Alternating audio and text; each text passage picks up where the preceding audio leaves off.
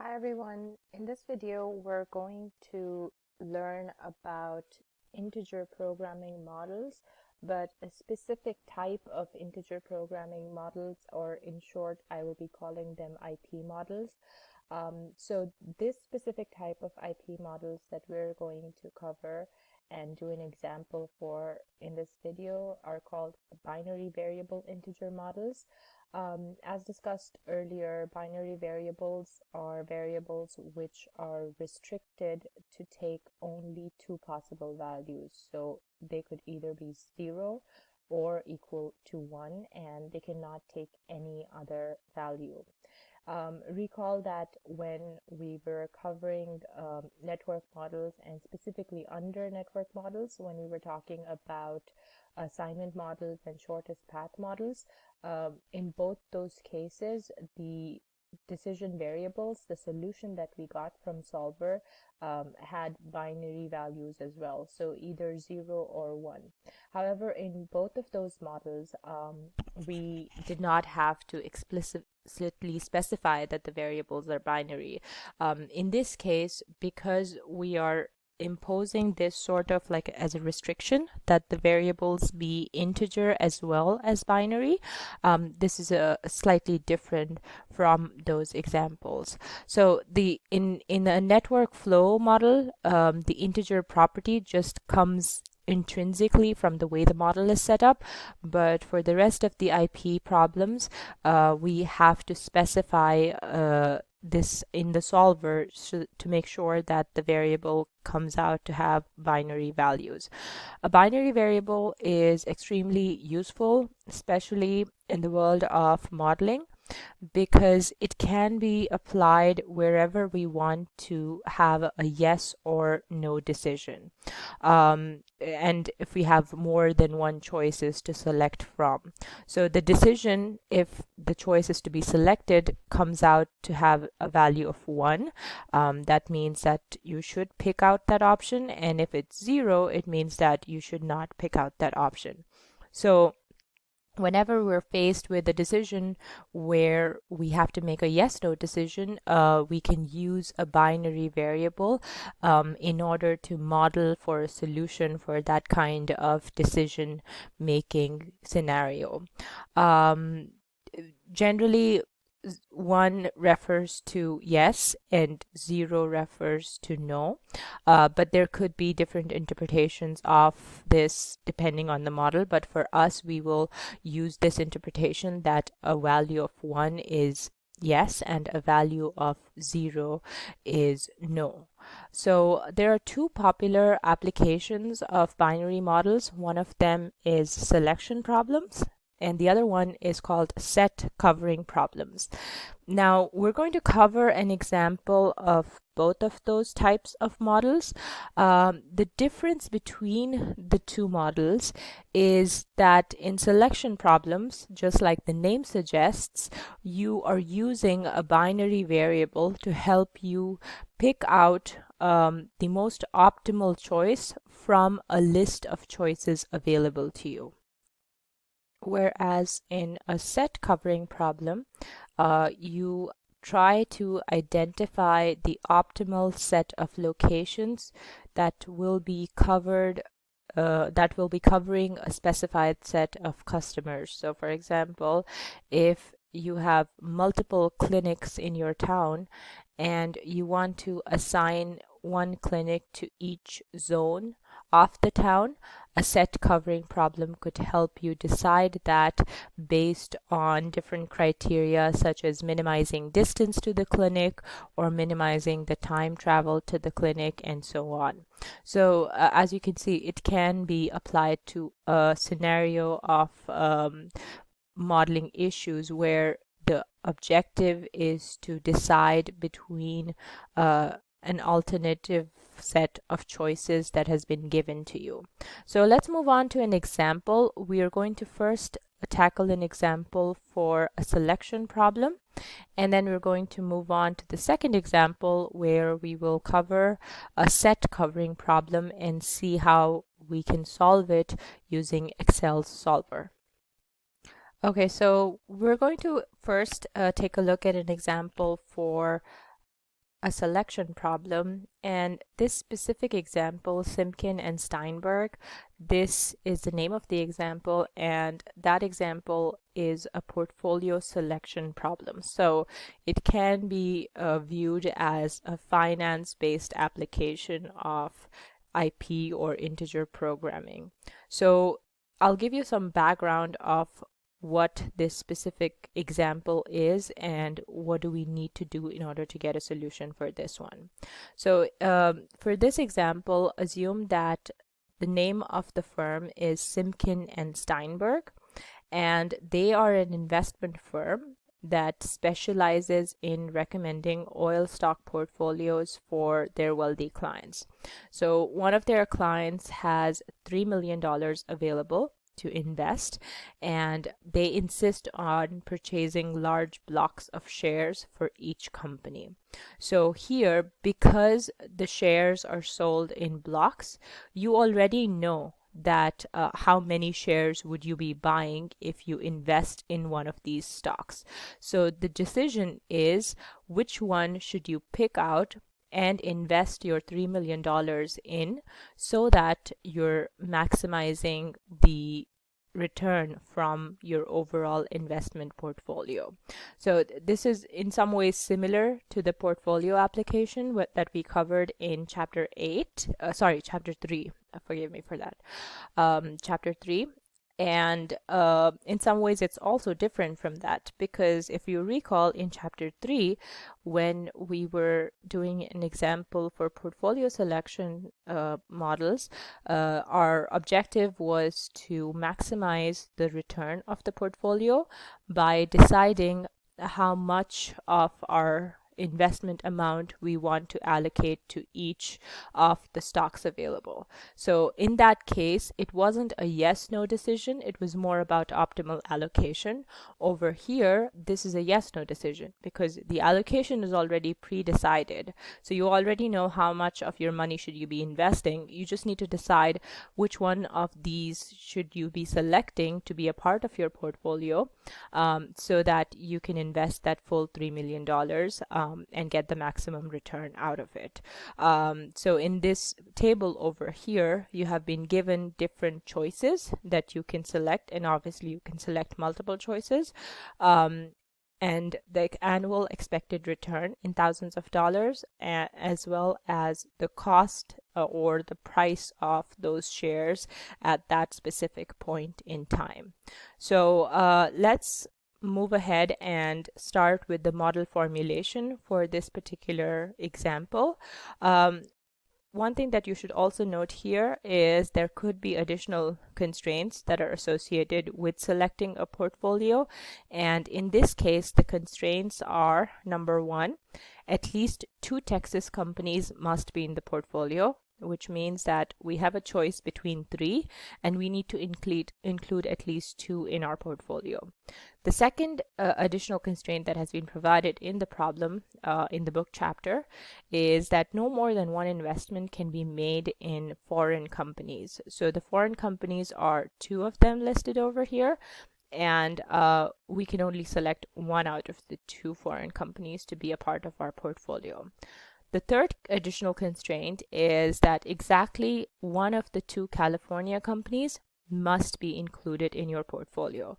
So again, you're choosing between the 2, and you can invest in exactly 1 of these 2. The fourth constraint is that if British Petro, which is a foreign company, is included in the portfolio, then you also have to include Trans-Texas Oil as well. So these 2 come like a package deal for your portfolio, which means that if I select British Petroleum, then I have to select Trans-Texas Oil as well. However, one thing that to note here is that the relationship is not reversed, which means that if I select Trans-Texas Oil, I don't have to select British Petro. It only goes in one direction. So let's move on to formulating our problem. We will first start off with defining our decision variables, which is the first step in all linear programming models. So let's move to that. Okay, so now we are ready to define our decision variables, and the way we're defining our decision variables is that we're using an alphabet to define the name of the company and include it into our model. So if you remember from the last slide, we had a number of different options, all these companies to be included in our portfolio. So we're picking the first alphabet out of these names to help us decide if we want to include that particular stock into our portfolio or not. So the first one is Trans Texas, and the way we define our decision variables here for an IP model is slightly different from an LP model, because in an LP model we just specify what it means, what that decision variable value is trying to measure. In this case, we're also specifying a potential value for them to take, and that can be either 1 or 0. So T can take the value 1 if Trans Texas Oil is included in our portfolio, and 0 if Trans Texas Oil is not included in the portfolio. The same way, B can only take two values, 1 and 0. 1 if British Petro is included in our portfolio, and 0 if it's not included. The same goes for the third variable, D. Again, 1 and 0, fourth one, fifth one, and so on. So now we've not only defined our decision variables, but also specified the limitations around what values it needs to take. And when we move on to the Excel solution for this, we'll learn how to make that specific requirement in Solver as well. Okay, so now that we know what our decision variables are, we're going to use the second column that was provided as a part of our question here to help us decide what our objective function should be. In this case, you were not given any risk numbers, so you don't have to worry about the risk. So the objective function is obvious, that if you're making an investment, the objective is to maximize the return or the profit or the gains that you're going to get from that investment. And those numbers here have been given in the second column of our table. And again, we're going to use these numbers along with our definition of decision variables to help us formulate our objective function. So using the second column from our table, I'm going to write down our objective function for this particular problem, which is to maximize our return on investment. That's what the ROI stands for. And Texas Trans Oil had an annual expected return of $50,000. British Petro had an annual expected return of $80,000. So using those coefficients, we define our objective function as the sum of all the expected returns for all the stocks that could be in our model. Now, one might argue that why am I having all these decision variables in my objective function if I'm not going to select all those stocks that are there? The reason for that is because we've defined our decision variables as binary values. So when they take a value of 1, that means you have selected that stock to be a part of your portfolio, and when they take a value of 0, they simply drop out of the equation. So that makes it easy to handle which ones are a part of your portfolio and which ones are not. Now that we have our objective function, the third step is to move on to our constraint equations. The first constraint that we are going to write down for our portfolio selection problem is the budget constraint. And if you recall from the finance portfolio application models that we've covered before, the budget constraint is always there, a part of the portfolio problem, even if they specifically don't tell you to add it to your model. The reason for that is we need to make sure that Excel knows that our budget is limited to $3 million and doesn't go overboard with the maximum amount that we have available to spend. Obviously, in that case, if we don't specify a budget, then in order to maximize your profit, you would have to invest an infinite amount of capital, assuming that that's available. So to avoid that problem, we're going to use the table that was given to us initially, this table here, and here I'm going to use the third column for the purpose of formulating my budget constraint. So the cost of a block of share for Texas Trans Oil is 480. The cost for a block of shares for British Petroleum is 540. And in this case, we're not concerned with how many shares are there in the block of shares. We just know that there's one giant block of shares that we can decide to invest in or not invest in. So the contents of that block is not our concern for the purpose of this model. So let's move on to write down the equation for our first budget constraint using these numbers over here. So the first budget constraint would be that we need to make sure that whatever we're spending our money on to buy the shares off is under $3 million. So the first option is investing in Trans Texas Oil. So the cost for Trans Texas Oil is 480. So if I decide to select that to be a part of my portfolio, then I'll be spending 480 because it'll be multiplied by 1. If I don't decide, then it'll be multiplied by 0 and drop out from this equation. The same way, the cost for British Petro is 540, and I'll keep using those numbers to write down the full equation for my constraint, which is this full equation here. 480T plus 540B plus 680D plus 1000H and so on. This is the left-hand side of our equation, and that needs to be less than the 3 million limit.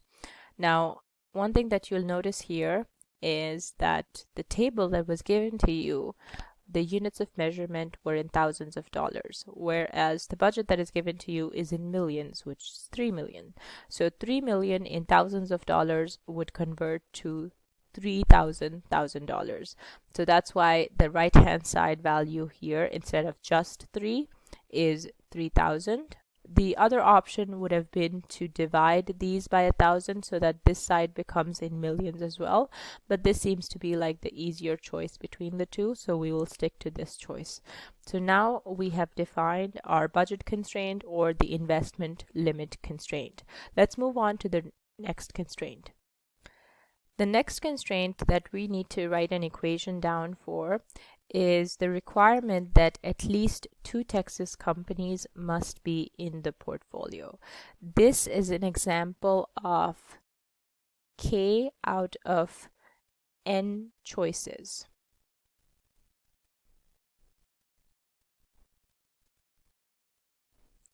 So we have a list of N options. N is just it could be any number, so I'm using the letter to help me generalize that. N could be 10, N could be 12, N could be 15, N can take any values. And we need to select K numbers from the list of N numbers. In this case, N is equal to 3 and K is equal to 2. So we have 3 Texas companies, which are one of our options to be added to our portfolio. And we need to make sure that at least 2 of those Texas companies are included in our portfolio. So this is an example of a K out of N choice selection. So in order to formulate that, I already know what the right-hand side of my constraint equation is going to look like because I only need to select 2. So, and since the constraint specifically says at least 2, then I know that the right-hand side of my constraint is 2, and because of the word at least, the left-hand side has to be greater than or equal to 2. If this was at most, then this sign would have been reversed. But since this is at least, it's going to be the greater than or equal sign. And the choices that are available are T, H, and L. So if I sum up these decision variables, I need to make sure that the sum of this side, of the left-hand side, is greater than or equal to 2. Now, this works in our favor in this case because of the fact that we have restricted our decision variables to be only 0, 1 values. So I know that t can only take 0 or 1 value, h can only take 0 or 1, and l can only take 0, 1. So this number will make sure that on this side of the equation, whatever we add in our portfolio at least has 2 Texas-based companies to be included in our portfolio. The next constraint that we need to make sure is fulfilled as a part of our solution is the condition that no more than one investment can be made in a foreign company. This particular constraint is an example of a mutually exclusive constraint. Mutually exclusive is a term that you might have heard in your statistics classes as well, because we talk about mutually exclusive choices a lot of the times in probability concepts. Mutually exclusive choices, let me just write down, and I'll call these ME just to shorten it, means that you can only select one of the options available. So for example, if I have a time slot available to take a class in, I can only be physically present in one class. So even if the school is offering 10 different classes at that time slot, I can only select one choice out of those 10. So that means the selection of classes is mutually exclusive. So this makes sure that we are avoiding incompatible selections. So the constraint that we need to satisfy is that no more than one investment can be made in a foreign company. And the 2 foreign companies which our choices are B, British Petro, and Dutch Oil.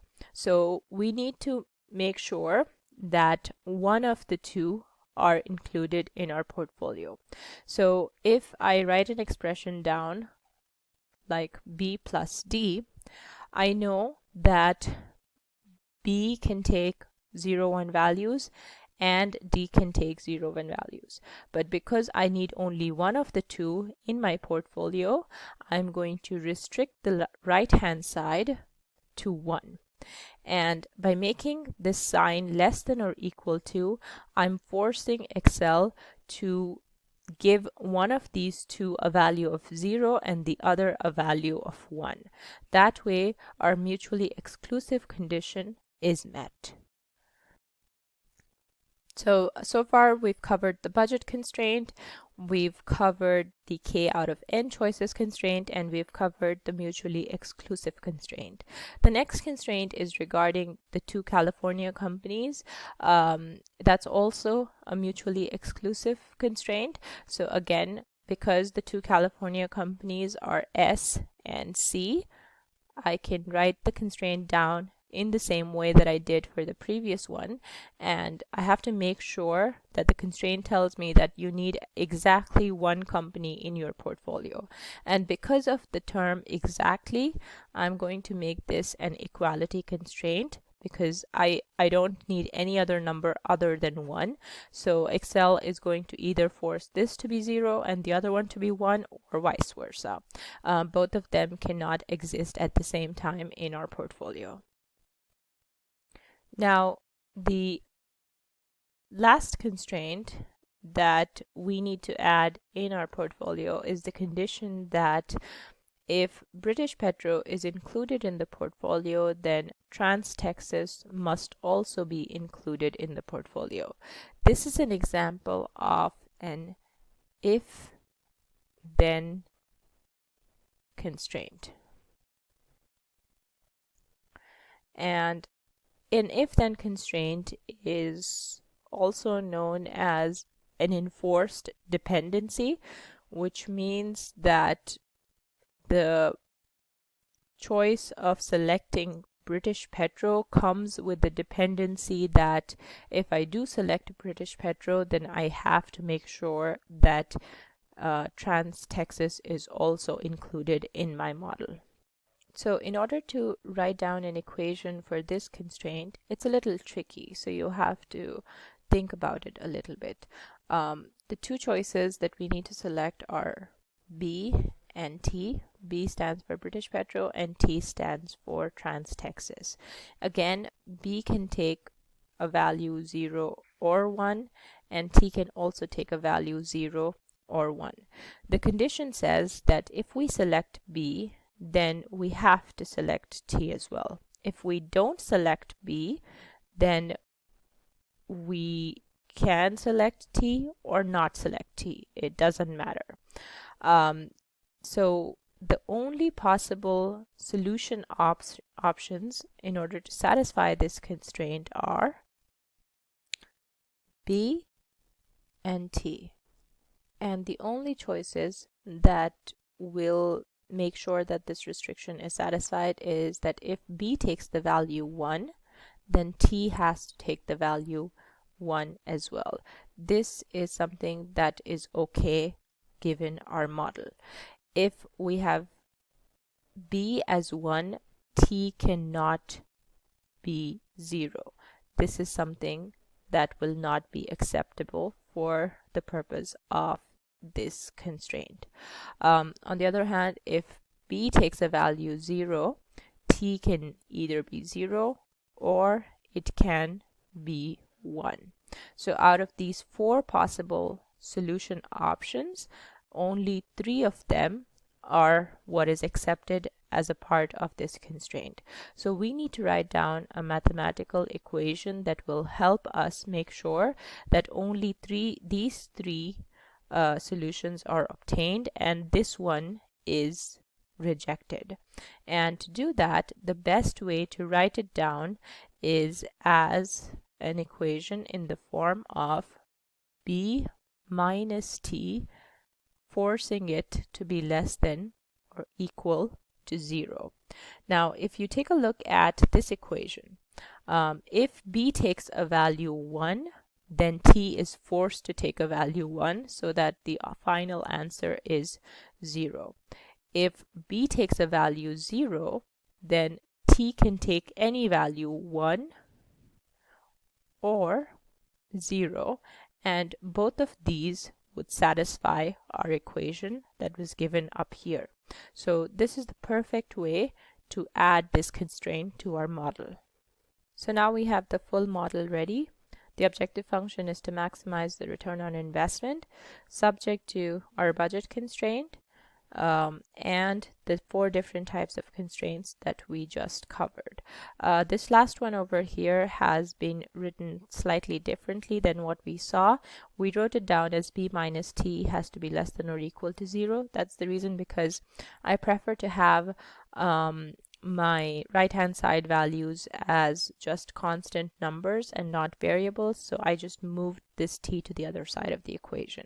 That equation and this equation are the same, and the additional constraint that all of our variables have to be either 0 or 1. Now we can move to Excel solver to help us get a solution for this problem. Switch my screen here to Excel. And I've already created a template for me to fill out the formulas and values in. This is, if you remember, the old template before network models that we were using for LP. This first row here is where I'm going to specify my decision variables, and for that I'll just leave it blank for now because solver will populate these, and it would be a good idea to highlight them in yellow just like we've been doing so that we know that these are where the decision variables are going to be stored. So I highlighted the first row in yellow.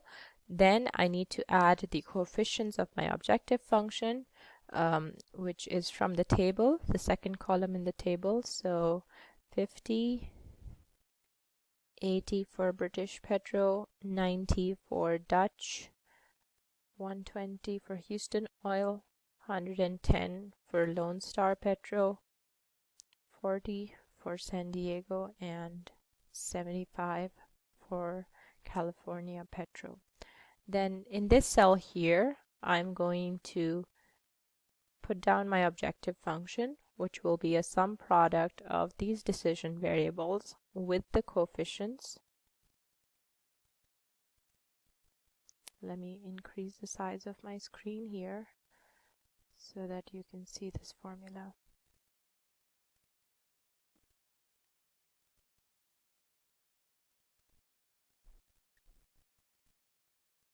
So it's a sum product of the first row with the second row.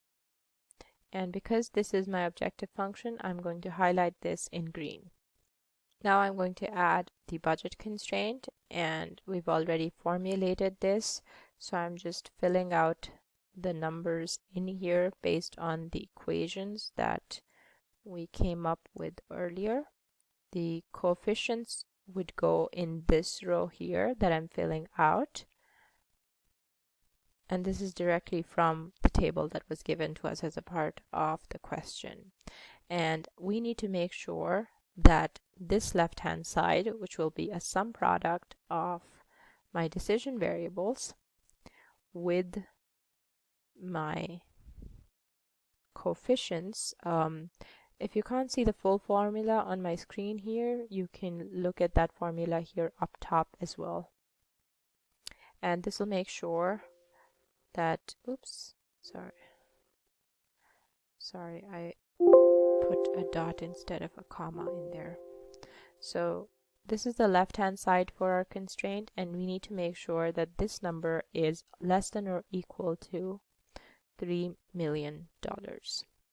The next constraint is the one regarding foreign companies that could be a part of our portfolio, and the constraint said that we can only at least have one foreign company. Sorry, we can at most have one foreign company as a part of our portfolio. And since the foreign companies are British Petro as well as Dutch Shell, I will put a 1 under those two only. And the left-hand side, I'm going to specify an absolute cell reference for my decision variables and drag this formula all the way down, just like we've been doing earlier as well before network models. And this needs to be less than or equal to 1. The next constraint is for British Petro and Trans Texas.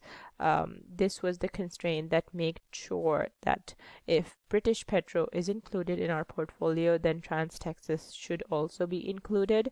And for that, the coefficients are 1 for B and -1 for T, because it was B minus T, has to be less than or equal to 0.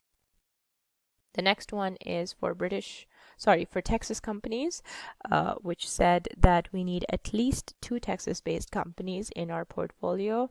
So our right-hand side was 2. And because of the term at least, we have the greater than or equal to sign in here. And the Texas companies are T, H, and L. And finally, we have the last constraint, which is for California-based companies. We need exactly 1 California-based company in our portfolio, and the California-based companies are San Diego Oil and California Petro, and this number has to be equal to, just the equal sign and enter, equal to 1. Now I'm ready to move on to Solver to get a solution for this. So I'm here in Solver now. My objective is the green cell. I need to maximize it because it's returns. The changing variables are the cells in yellow, and then we add the constraints. The first constraint are the less than or equal to constraints, which are these 3 here. Okay, now I'm going to add the greater than or equal to constraint. And finally, the equal constraint.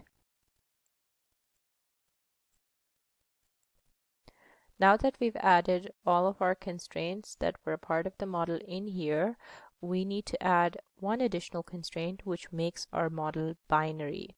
And that is the fact that these decision variables can only take 0, 1 values.